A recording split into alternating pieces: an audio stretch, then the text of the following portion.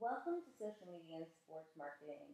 My name is Kristen Zimmerman, and I'm going to be your course director this month. It's going to be a fun and exciting month because everything that you do will be applied on live platforms. And so you'll be creating a portfolio piece that you can take with you and put into your digital portfolio to assist you in getting work after this program. This week, we are going to be talking about social media tools and the history of social media marketing. We're going to be talking about the foundation of social media and how do you set up a brand and what you need to do before you can start getting an audience, putting content out there, creating campaigns, measuring your results, because it takes a strong foundation for you to move forward and for you to be successful in social media marketing. So with that said, again, welcome to Social Media Marketing 3561 online. Again, I'm your course director, Kristen Zimmerman. Here's my contact information. I say that no text messages just because it is a Google Voice number and I don't always get them. You also have 2 points of contact. You have on Twitter, you have my personal Twitter, which is at Kristen Noline, and then you have the class Twitter, which is at social_playbook, which is the brand that I've created for this class as an example brand. A little bit about me. You can see here some of the places that I've worked before. I started off in television and film, working in commercials and TV shows and some smaller films. I worked in North Carolina and then in Los Angeles, where I worked in production and in casting. When I came back to the East Coast, I worked in many different industries in marketing and in graphic design, which led me to also working for a social network before coming here to Full Sail. Social media wasn't around when I was in college, but it's something that developed while I was early on in my career and that I followed and that I found value in, and I learned how to use social media to enhance the companies that I worked for. All right, so first we're just going to start off before we get into the content with some class policies. First is assignments. We now have a new look on the episode platform. So it's important that you download all instructions and assets in order to make sure that you have all the materials you need. And please read through every single detail and every assignment and discussion board. This class is very detail oriented, and I provide assets to assist you with that. However, you need to pay attention to detail, and this is a good lesson to learn because in the industry, there will be a lot of details and you can't just skip by them. People will expect you to make sure that you hit every single thing that they ask for. So please go through the checklist and make sure that you hit all the details. Also making sure that you turn in all assignments prior to the deadlines. And if you are retaking this class, all work must be original, meaning that you cannot redo the same brand, you can't turn in something else you've already done, whether it be a discussion board or an assignment, and you must rewatch all the materials and reread them as well. And if it's not the first time, just know that everything must be original, from your brand ideas to anything content you're putting out there, and if you're using other sources, you must cite them. Your first and last name must be on all assignments, and there are formatting instructions. When you work for another company, they're going to have naming conventions for all their files, and so I want you guys to get used to doing this, and so I've given you naming conventions for how I want you to submit your files in certain formats. You will get actually even points for doing that within your assignments. And then I ask for certain assignments to be turned in certain formats. So if it asks for a PDF, make sure you convert your files into a PDF or turn it into a doc or Excel or whatever the requested format is. Again, turn in everything prior to the deadline. And I only accept assignments 3 days after the deadline, and they do come with a penalty. The first day is a 10-point penalty. The second day is a 15-point penalty. And the third day is a 20-point penalty. After that, there are no exceptions at all. If you are looking for an exception due to extenuating circumstances, it must be requested prior to the deadline. And I don't mean at 11:59 p.m. prior to the deadline. It must be requested in advance. And it's something that maybe because you needed help and you've reached out to me for help, and we've been working together on this, and so I've granted you an extension. It's not because you needed to go out at night and have fun. So make sure that you contact me, and communication is key, especially in social media, and I expect the same thing between you guys and myself. Okay. So let's jump in. What is social media? What is the difference between social media and all these other forms of communication? As you guys can see here, the definition says social media is the medium in which people and businesses independently and transparently collect and contribute information such as text, photos, videos, and audio using internet tools and platforms. And I'm going to add something else in here as well. It's two-way communication, meaning I can put a message out there and someone can reply back to me, because the hat should have this open dialogue of communication. You should also be, and I highlighted these words, independent and transparent. I should be able to be on an airplane, at my house, at work, no matter where I am, on my phone, and be able to use social media. I shouldn't be stuck at a desk in an office to do it. It's something that you can get to anywhere, which makes it very important in the sports field, because you're going to be at sporting events, you're going to be at games, and you're going to be this insider fan. And so you want to be able to be independent of your location. Also, transparency. For a while back, in the past decades, you've seen where the business has secluded themselves from the customer, and there's just this wall built up. Well, now with the new generation, they want to be part of everything that's going out there in the market, and they want it to be based off of their needs and their desires. So companies are becoming very transparent in what they're putting out there, and they're making the consumer part of the process. And so those are two key words that you want to remember when dealing with social media. So this week for your discussion board, you're going to look at how is social media different from legacy media. This is your traditional media, your billboards, your print ads. If you go into a restaurant, just looking at table toppers or menus or whatever type of advertisement you see, signs, broadcast television over the airwaves, radio broadcast over the airwaves as well. And this is all communication that's put out there, but the consumer has no way to react. So it's a brand putting something out there, but they cannot react back. And then you have digital media. This can be, digital form of media, from the internet to ads on the internet to even digital billboards, digital TV. And it's put over, digital media, but it doesn't necessarily mean two-way communication. It could just be one-way communication. So you need to make that differentiation. And then you have mobile media, which sometimes can incorporate two-way communication, but it's all done on mobile devices, and it's set up for mobile platforms as well. So you're going to look at how these different forms of media impact your choices as a consumer.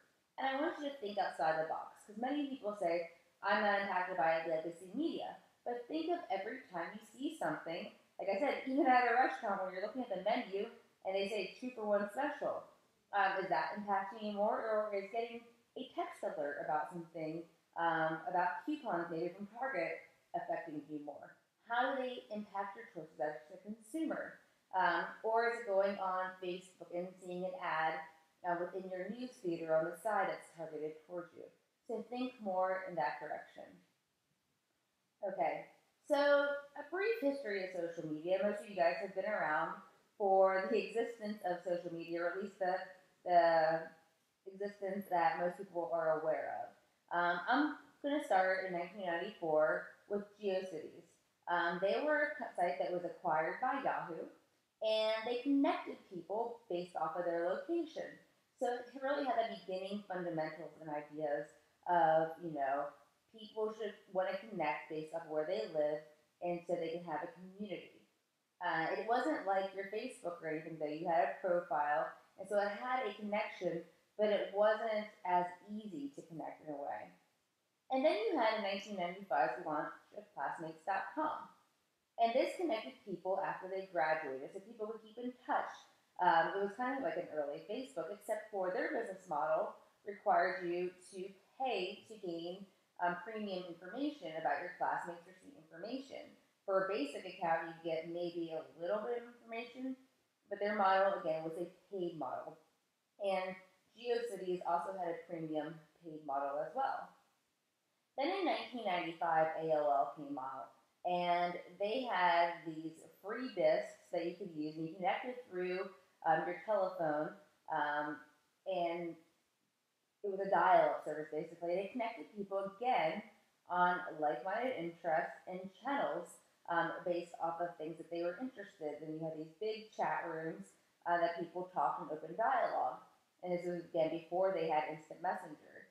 And so again, it's that whole like-minded interest, connecting people who necessarily didn't know each other, but at this point, no one really felt comfortable with the internet and putting their identity out there. So people hid behind screen names. And the idea of feeling a little bit more comfortable with putting themselves out there, but not completely. Again, it was a paid platform unless you got these free discs, and everyone needs to collect these as much as possible so that they get free hours of AOL. Then we skip ahead all the way to 2002, and Friendster comes out. Friendster was one of the first websites that is social media like we see today. 6 Degrees was a predecessor to Friendster, but Friendster really got the ball rolling. And it was basically just like MySpace, except for the fact that you had to be invited into their circle. So they kind of made it exclusive. And again, the whole setup of MySpace was very basic, very simple in the beginning. You could have a couple profile photos, connect with people through messages, see who was online. And MySpace in 2003, started really as a joke, they had all these my domains. And they decided that they were going to kind of make light of Friendster, and they coded this website within 10 days. It had back-ended open source code on the site because it wasn't developed well, thinking that it was going to be this huge hit. I happened to be on the site as like one of the first 100,000 people, and when I was, you literally could log in every single day and know every single person that was in your area. I remember there was like 100 people in Florida, 10 people I remember looking in North Carolina, and majority when I lived in California, they were all located there. And they used to have these MySpace meetups, and everyone was friends with Tom, and it was very basic design, kind of like Facebook. And then people realized that they had that you could get into the source code and you could implement different looks to your page. It started off basic, but then people would add large picture files and large music files because you had all these people who didn't know how to do doing coding and using these different resource tools in order to do it. And it was a place where people started feeling comfortable putting their identity out on social media. People connected with people they knew, who they didn't know. Bands were using it to promote themselves. Movies were using it as a form of promotion. And there was a lot of ads and a lot of graphics on the page, which was a little bit overwhelming to many people. Then, at the same time as MySpace was rising, Facebook swooped in, and that was in 2004. And they started a community where it was only certain colleges that could connect with them. And then they expanded to additional colleges, and you had to have an .edu email address to be on Facebook. I believe it was around 2007, though, that they opened it to everyone, and this is when you started seeing Facebook come in and really compete with the MySpace generation. However, Facebook was so simple and so clean that every generation started feeling comfortable with it, and people started connecting with people they knew instead of the classmates.com. And instead of MySpace, where it was people connecting with new people that necessarily they didn't know, Facebook was more for people that you did know. And as you know, it's a leading social network today with over, I believe, 1 billion users. And then in 2006, we also had Twitter coming under the radar. And it wasn't until 2009 that it really sparked, and people started understanding how they could use it for business. I look at it as a platform for people you want to know, people you want to communicate with, because it really allows the general public or fans to communicate with these celebrities and these different stars. And it's, again, it's a really good business tool for people putting out specials and deals and being able to communicate and put media and press out there instantaneously and reach a large amount of people. And you can follow an account without, having to be friend requested or being able to do it. And then today, you have a new startup every single day, different social networks, some of them making it, some of them not. But you're always going to have new competition. And this is where you're going to see every single platform that's been successful creating new updates, listening to their general public, and listening to their fans in order to give them what they want. The companies that continue to progress are the ones that are still around. The ones that didn't, have disappeared over time. Or the ones that really didn't listen to their public and they've done other things. All right. So now that we went over a little bit about the history of social media, I want to look at what is a brand. And what do you think of as a brand? A lot of people think that a brand is just a logo. But that's not true. It's part of who a brand is. A brand is your whole identity, the tone that you put out, your image, the way that people feel when they think about your brand. It's the general public who come up with who your brand really is and what they become. Because even if you try to make your brand one thing, but people see you another way, it's their perception based on all the elements that you put out there. So you need to really think about who is your brand? What is the perception you want out there? What is the look? Who are you trying to reach in order to get that message to people? And one of the videos that you guys will look at is going to have this quote. It's going to say, when people use your brand as a verb, that is remarkable. And it is so true. Because no matter what web search you're doing, if people usually say Google it. No matter if they're on Bing, or looking through Yahoo, it's something that's a household term. Or photoshopping that picture, when they could be using any platform to edit a photo, or even Kleenex they use for tissues. One that surprised me was actually Popsicle. That was a brand name, and now everyone uses that for that term. And so that's what a lot of brands want to be. They want to be household names that people use and continuously use, so it's always on your mind, and you're always kind of getting that free advertising. So you want to think about, who is your brand? What feelings do you want to evoke? What emotions do you want to evoke? What do you want people to think of when they think of your brand? So think about what brands make you. What are the things that people think of when they see you? What foods might you eat? What clothing are you always in? What activities do you associate yourself with? Are you an artist? Are you very sporty? Do you like movies? Are you into sci-fi? What are your activities? Are you associated with certain music, movies, products? Where do you shop? Are you part of the Walmart tribe or Target tribe? Are you a Dunkin' Donuts drinker or a Starbucks drinker? All these different things and all these different tribes that people tend to associate them with are public personas, the way that people perceive you based off of the brands that make you up.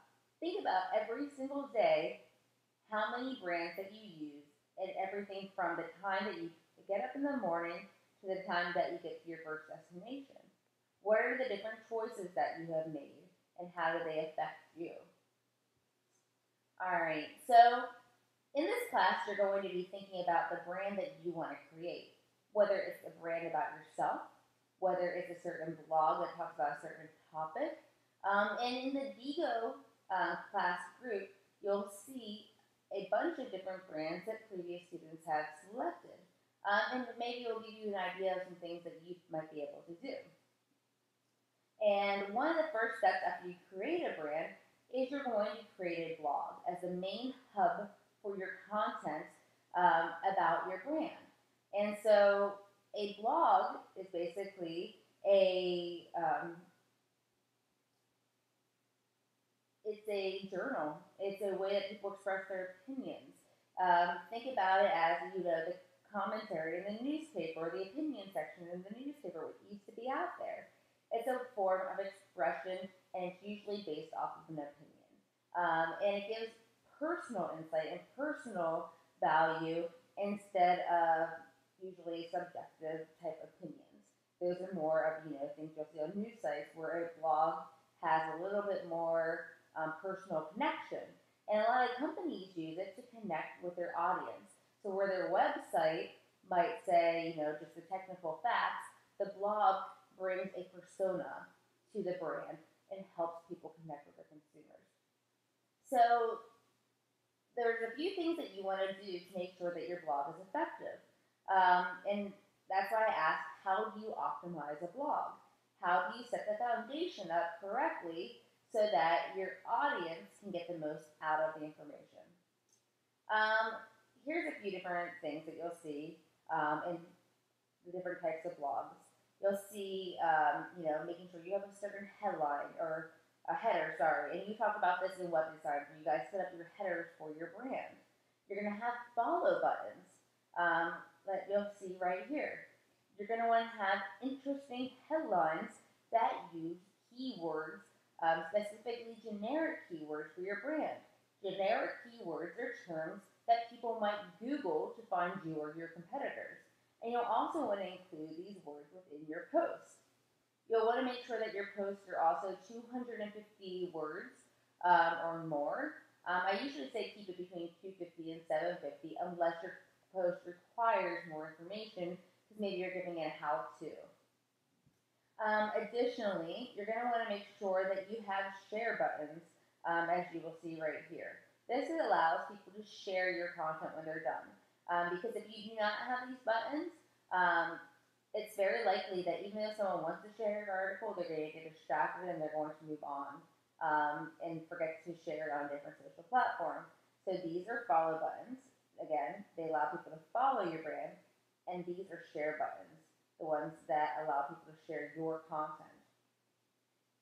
So here again, customize it. So like this headline, make sure that you're not just using generic text, that you're using your brand image up here. You're using this space as a visual billboard for your brand.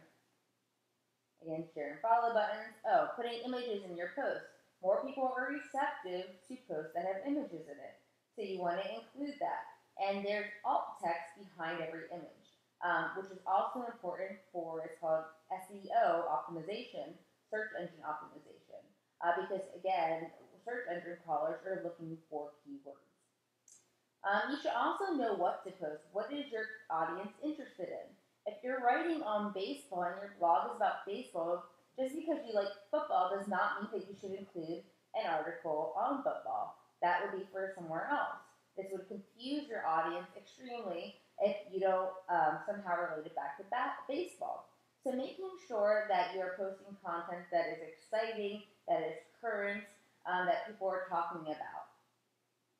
Let's see, I talked about content, the title, within your body. Also include links. You want to link out to other sources and also link out to your own content. If your blog is, just a part of your brand and you have a website, you're going to want to create links back to your website. And you'll see like these live links right here where people use important words or something that people want to learn more about. You would click here. If you're mentioning a different article, you might make that word live text and link out to other sources because it gives you credibility. You can also link to another article you've written within your blog as well. Knowing when to post and how often to post is also important.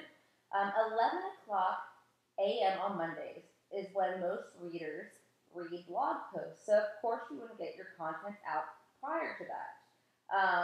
And if you're have an event on Sunday night, you're going to put, post out Sunday night, and then you're going to follow up by sharing that on social platforms, maybe Sunday night, and then again on Monday morning, so that people go ahead and read your content in the beginning of the week. You also need to know the medium on which you're writing. If you're writing a news blog, you should have current content out there every single day, multiple times a day, because there's so many different events that are happening and so many things to report. However, if you're maybe writing a marketing blog, having a post 3 times a week would be possibly okay. So So you all need to look at what is the medium that you're writing on because of what people are going to expect. However, you still want to create current content constantly because if you have nothing new, there's no reason for people to come back. And you want to be consistent with that content. If you put posts out every single Monday, well, there should be a post out that Monday if it's on a certain topic. That way, people know to come back every single Monday. You can get loyal followers. Tracking as well. You're going to learn how to put Google Analytics into your blog, and this helps you track information so that you can see what time of day people are reading your content, what links are clicking on, what type of posts they're clicking on, which ones fare better, and learn a little bit more insight about your audience and their behaviors and how they interact with your assets. Okay, so just to give you a quick blogger overview, once you sign up for your account, you're going to have a dashboard that looks like this, and it's going to list all your blogs that you own. And to create a new post, you would click on this. To view your blog as a user would view it, you would click on this. And to look at all your different blog posts that you've written, you would click on this area. And this would give you blogger analytics, not Google Analytics, blogger analytics. When you create a new post, you're going to come to a screen that looks similar to this, and you're going to have two options right here, Compose and HTML. Compose is going to be like your regular editor. HTML is going to give you the back end of source code, so if you want to embed a video or if you're embedding code, you click here, paste the code, and then come back to Compose. The rest of these elements are pretty generalized. You have your fonts, your size, your bold, italicized, underline, strike through, your font color, your highlight color. This is how you create links, hot links on different words, embed images. You can embed video display, but if you're using YouTube, I really suggest taking the code they give you and embedding it through your HTML. This is a page break, formatting, different types of bullets, quotes, and ABC text. If you hit publish, it's going to publish it live.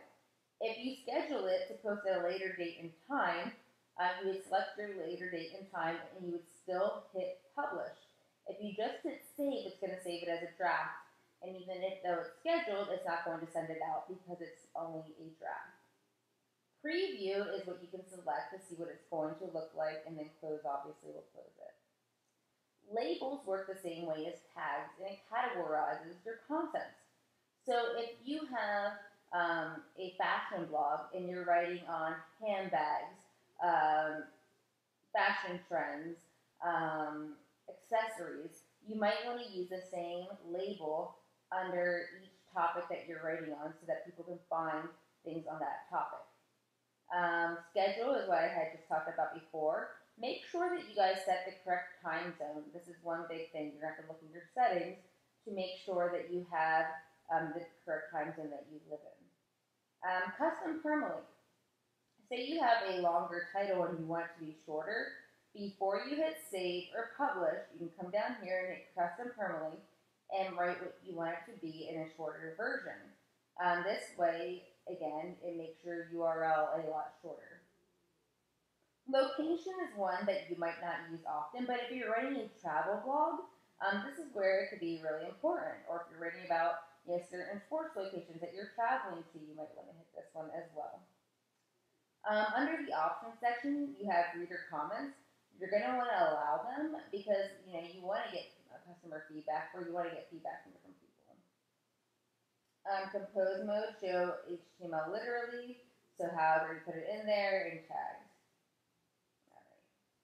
The next one, it just kind of shows you, this is what compose mode looks like, and this is what HTML mode looks like. So this is within your blog posts and what it would look like. Now, say you want to update the code for your actual blog itself. When you come to this dashboard, when you create your blog, you would come under Templates. And under Template, you have Customize and Edit HTML. If you're editing the HTML for your blog, like when you add Google Analytics to your blog itself, you hit this button, Edit HTML. However, if you want to update the design, you're going to come in here to Customize Design. and it's going to give you a lot of options to go through. Right here, it shows you the different templates to pick. My suggestion is that you use the simple design templates because it gives you the most control to do what you want to do with your blog and to change elements and update them. One other thing I want to point out is this layout button.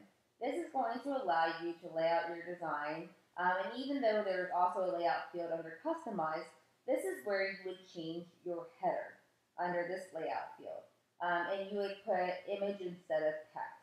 And this way you can continue the look and feel of your blog and make sure everything's lined up before moving on to your other assets. All right, social networks. These are online communities, again, that help you connect with other online users using that two-way communication. So the whole big thing is that it's a community.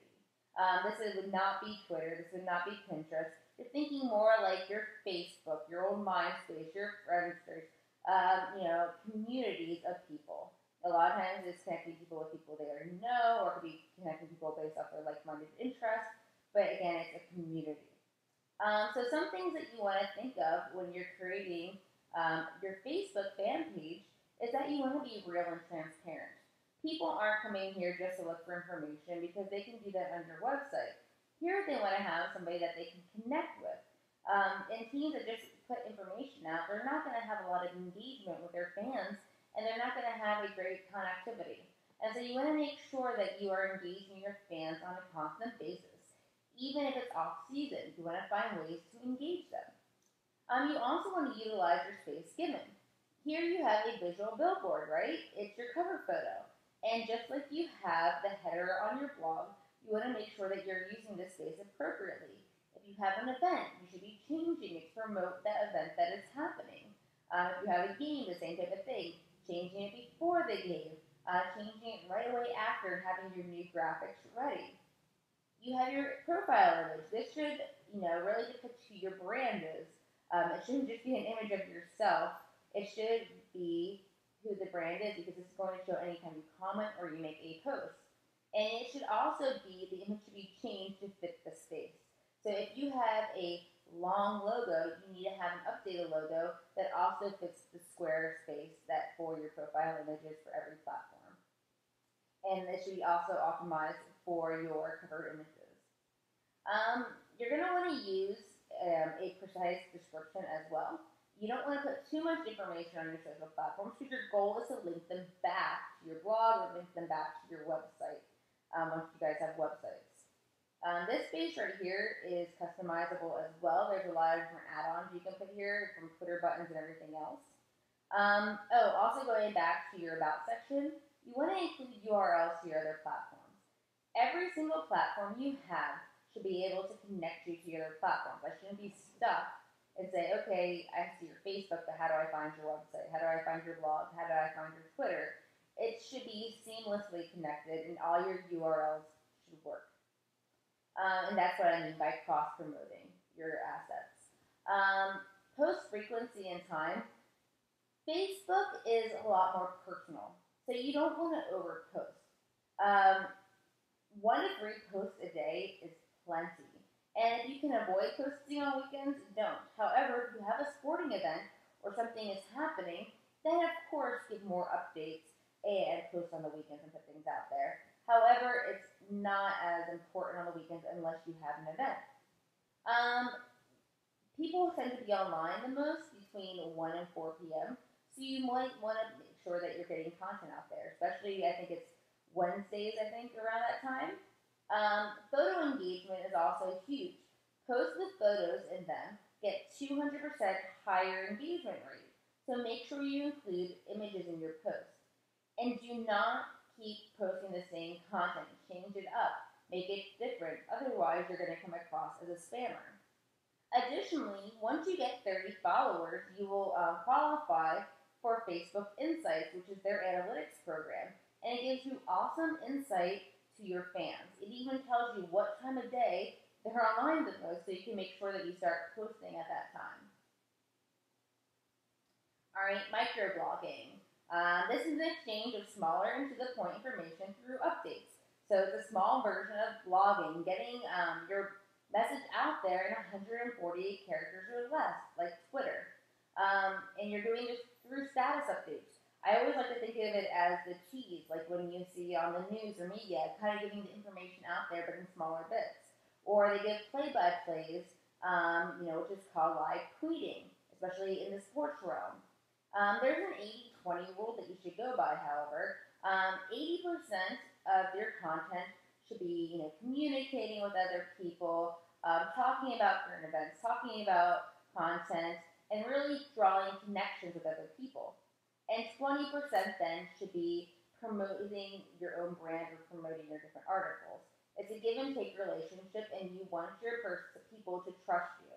You want to get your content out there, and you need to have a complete profile for people to get to trust you. And most people say that at least you should have 30 posts before people start trusting people as a real brand. 10 plus tweets is completely normal daily, and you should spread them out. Because think about it, Twitter feed, there's people follow so many people that you're not going to see the same post or that you've seen like in the last hour. So if I just log in at 10 a.m., I'm probably not going to see posts from 7 a.m. unless I really scroll back and look through. So if you want to put content out there, it's okay to put it out there more often on Twitter. I think you can do up to 1,000 tweets daily, and I think that's their cutoff. So you really can utilize this platform to reach your customers, put promo deals, let them know what's going on, and give them a play-by-play of your live events, and really reach your audience. With that said, too, you do not want to put the same tweet out over and over again. Maybe using the same one at night and then again in the morning is okay, but make sure you alter the content. You can link to the same article multiple times, but use different content to do it. You also want to use the different Twitter symbols, using the @ sign to make sure that you are connecting with the person that you're trying to reach or you're trying to mention. However, if you put that in the very beginning of your post and don't put a space or a dot in front of it, it's only going to send the message directly to that person's feed, and it's not really going to show on everyone else's main feed. They can see it if they go to your page, but it's not going to send it to them. So you want to make sure that you can maybe put a character before that.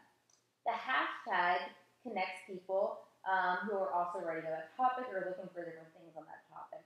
So it's very beneficial to use hashtags for certain events or to create your own hashtags for your own events so that people can connect with one another. And also because you only have 140 characters or less, you want to use link shorteners. Not only do they help you track how many people are clicking on your links and when, but it takes up less space on your page.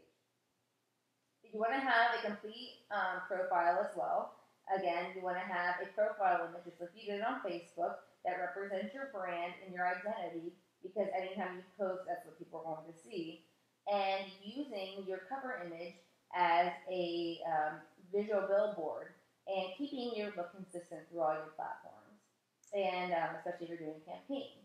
You also want to include a bio and making sure that you're also including the URL to your blog in there. And note that words that you use when you put a hashtag in front of them on your bio are going to be live text. That if you click on it, it's going to take you a list of people who are using that hashtag. So this is really great for brand-specific hashtags or hashtags that you want other people to use. One key thing with Twitter is that they say to avoid posting after 8 p.m. The reason being is that the number of people using Twitter tends to come down. However, there is a cool catch that people actually are more engaged who are posting later. I think it's because they have less distractions, but your audience will be smaller. And as you learn your own audience and when they're online, you'll be able to gauge it for yourself. Twitter also includes their own analytics platform, Twitter Analytics, that you can use to gain insight into this information. All right, the next platform is social photo sharing. These are sites that allow you to express yourself by uploading and sharing photos with others. So you have Pinterest and you have Instagram. Instagram is used to more give people an inside look into an event that they typically would not get to see.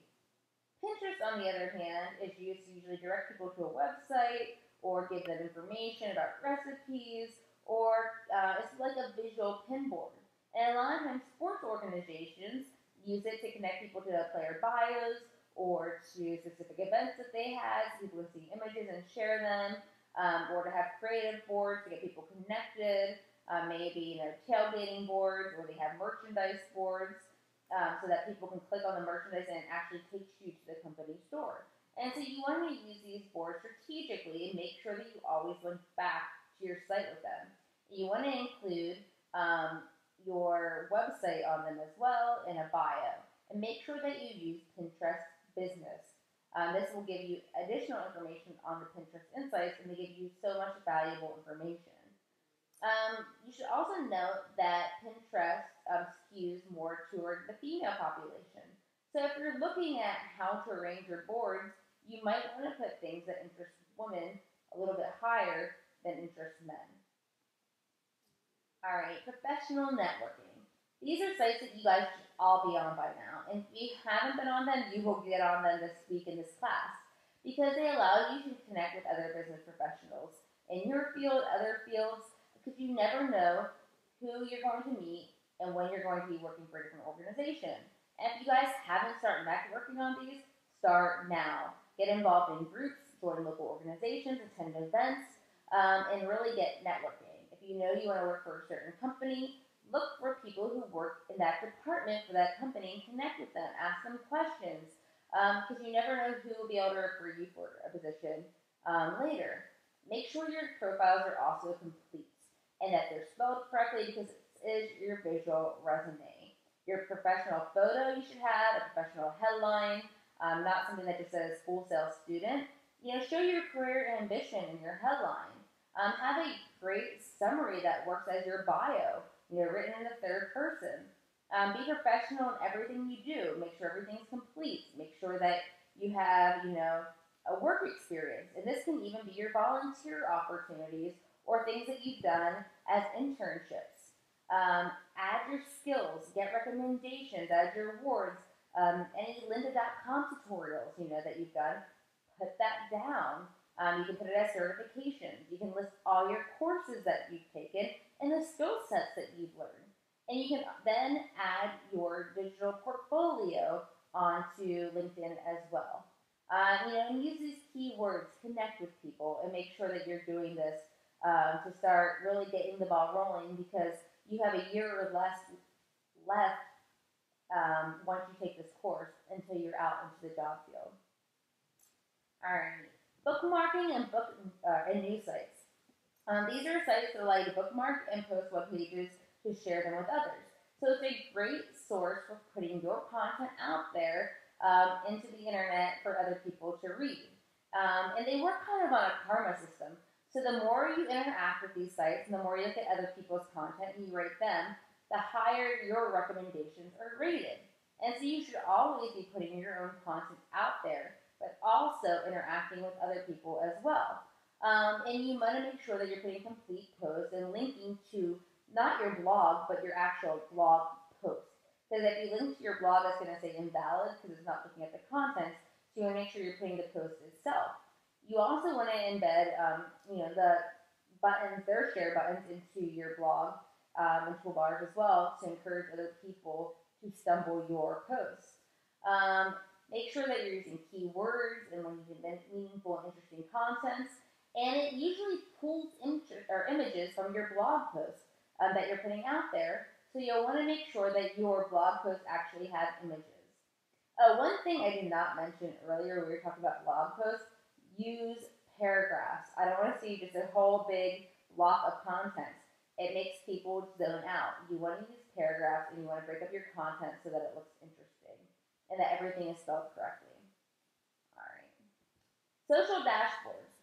So you have all these different sites that I just talked about. It can be so overwhelming on how you're going to manage them. So a social dashboard allows you to manage all your sites in one place. It also allows people who have a team of people to manage the content in one place so that you don't overlap content, overlap posts, or that somebody can assign content to different people and send it to them to review before posting out live.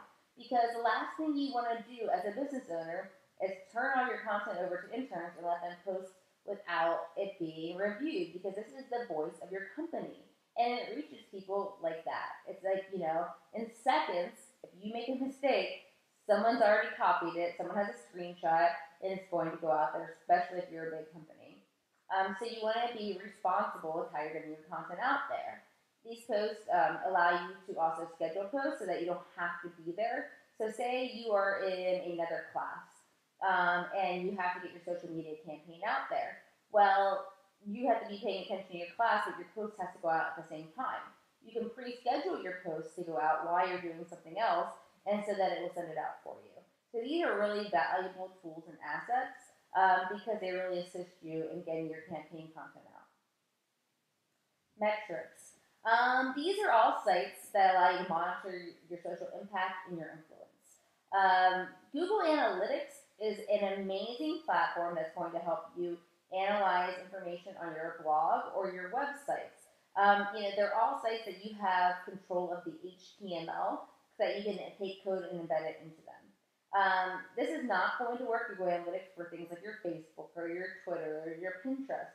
That's why these other platforms have come up with their own analytical platforms and their own analytical tools to give you data. Some tools that do measure your social influence, specifically in these sites, are Clout, Cred, and then you also have paid tools like Simply Measured that takes all of this information and puts it onto one platform. We get into analytics more in week 4, but you really want to go ahead and set up your account, especially your Google Analytics, so that it's starting to collect data. So you can see how your data changes from the beginning of when you set up your brand to during your campaign to after your campaign. And it gives you more insight to figure out how to make changes within your brand and your organization over time. All right, so that's the content that we're going to review this week because it's really what you're going to be implementing in your week 1 assignment. All right, so in week 1, you're going to be setting up your brand. You're going to identify at first, who your brand is. What is your topic that you're going to be talking about? And these should all be topics that you're really familiar with. Something that you know that you can write on. And they have to be real brands. You can't make up a brand or pretend you have this company you don't have. It can even be about a certain topic, or you can have your own radio show, or podcast online. So think about who your brand is, and then come up with a bunch of different brand names that you think might be suitable. And brand usernames. These are the shortened URL names that will be attached to all the social platforms. Because this URL name has to be consistent and match your brand, and it has to be consistent on all your platforms. To make sure that it's consistent, you're going to check the brand name availability on Gnome.com before you go ahead and reserve them. You also want to make sure that you're not including characters that have no relevance to your brand. So you shouldn't just be adding numbers if it's not part of your brand name, because brand XYZ1 is available and brand XYZ is not available. Try different variations in order to get close to your brand name, but you should use it consistently on every single platform so that people aren't guessing what you are across the board. So that's extremely important. You'll see in the assignment that I have some notes on Gnome.com, because if you have spaces or special characters, they don't always show as valid, so you might have to go to the platform itself to check and see if it's available. Once you know that that username is available on all your platforms, you're going to go ahead and reserve your platforms or your names on your social media platforms. The reason that you want to do this before you develop them all is you want to make sure that you secure them so that you can take your time then and that no one has taken them while you're building your social media pages. After that, you're going to develop your brand assets. You're going to come up with your cover images, your profile images, any other design elements, background images for your brand. And then you're going to go ahead and take all these elements and first set up your blog. Make sure that your blog looks exactly how you want and that it really represents your brand, because you're going to take this imagery and then carry it over to every single one of your other social media platforms. And that's going to be the next phase. You're going to set up your social media accounts and network based off a checklist that I provide for you in assignment 1. Last but not least, once you set everything up, you're going to create a blog post that's 250 words or greater with a great headline that uses generic keyword terms and uses imagery within it. This will allow your brand, your blog, to be picked up within for SEO purposes and be put into search engines. So you want to make sure that you hit the minimum standards. All right, so your deliverables are going to be first, your due date, check the FSO platform or course at a glance. Your name must be on all of your assignments. Make sure you complete the support document and save it as a PDF. I will only accept it as a PDF, and the support document has been provided for you. You're going to also go through and complete a branding document before you even work on your support document. It's going to help you build and figure out who your brand is, and you're going to save that as a PDF. Let's see, every item on the checklist must be complete on your live assets. If not, you will lose points. And you're going to have to do it anyway later because you're going to use these brands throughout the entire course. Let's see. Don't forget to add your links in Digo. Digo is going to be how you connect with the other people within your class, and you can also look at other previous examples of your work. And it also works as a great backup if I need to find your content. And this is the URL, so do not forget to do that. All right. Well, again, this is week 1. I hope you guys have a great week, and please feel free to contact me if you have any questions.